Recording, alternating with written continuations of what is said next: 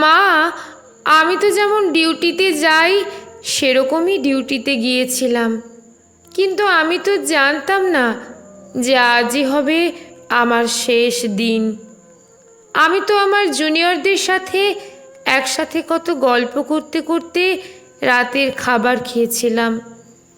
জানো তো মা, অনলাইন থেকে অর্ডার করে আনিয়েছিলাম আমার প্রিয় খাবারটা, ওটাই আজ খেয়েছিলাম। তখনও যদি একটু বুঝতে পারতাম এটাই শেষ খাওয়া, এটাই শেষ গল্প। ডিউটির বাঁধনে আমি যখন ক্লান্ত হয়ে গেলাম মা, আমার চোখ দুটো ঘুমে বন্ধ হয়ে যাচ্ছিল।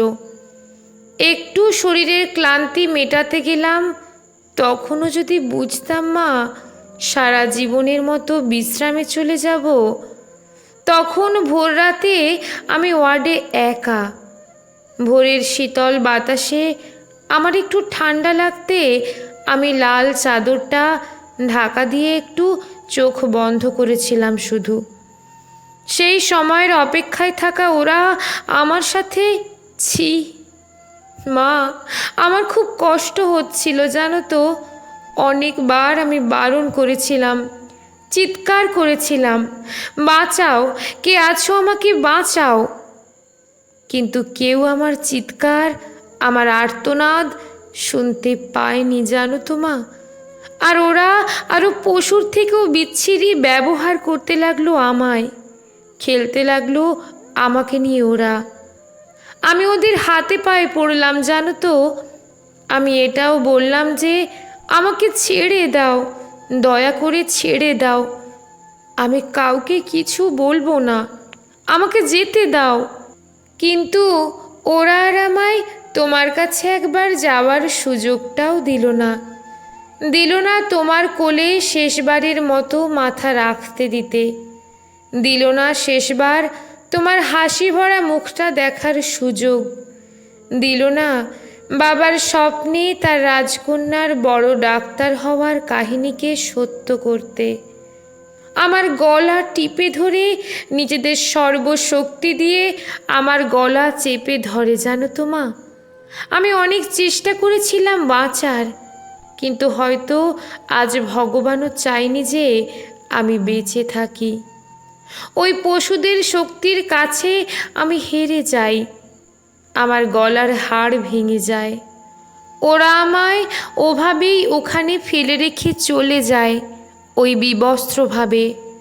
সকালে সবাই আসে, কিন্তু এ কি, আমি কারোর সাথে কথা কেন বলতে পারছি না? তোমাকেও দেখতে পাচ্ছি, তোমায় কত করে ডাকছি, তুমি শুনতে কেন পাচ্ছ না মা আমার ডাক? ও মা, মা গো, এই তো দেখো, দেখো না মা, ও মা, এই তো আমি। তুমি কাঁদছো কেন? কি হয়েছে তোমার? ও মা। দেখি মা সামনে একটা লাশের দিকে তাকিয়ে হাউমাউ করে কাঁদছে। লাশটার মুখ দেখতে পেয়ে আমি শিউরে উঠি। এ কি, এটা যে আমারই নিথর দেহ, আমি কি তবে মারা গেছি? আমিও কাঁদতে শুরু করলাম। সবাই আমার এই মৃত্যুতে শোকাহত। সারা দুনিয়া আমার মৃত্যুর ঘটনা আপাতত জেনে গেছে। সবাই বিদ্রোহ করছে, কিন্তু আমি আমার নিথর দেহের দিকে তাকিয়ে রইলাম। আমার শেষটা তো আরও ভালো হতে পারতো বলো মা। দেখো না মা, ওরা আমার মুখের দেহের কি বিচ্ছিরি অবস্থা করেছে দেখো মা। আমার চিৎকার করতে ইচ্ছে করছে, কিন্তু আমার আওয়াজ এখন কেউ শুনতে পাচ্ছে না। আমি এতগুলো লোকের সামনে চিৎকার করছি, কিন্তু একটা কেউ আমার এই চিৎকার শুনতে পাচ্ছে না, কেউ না।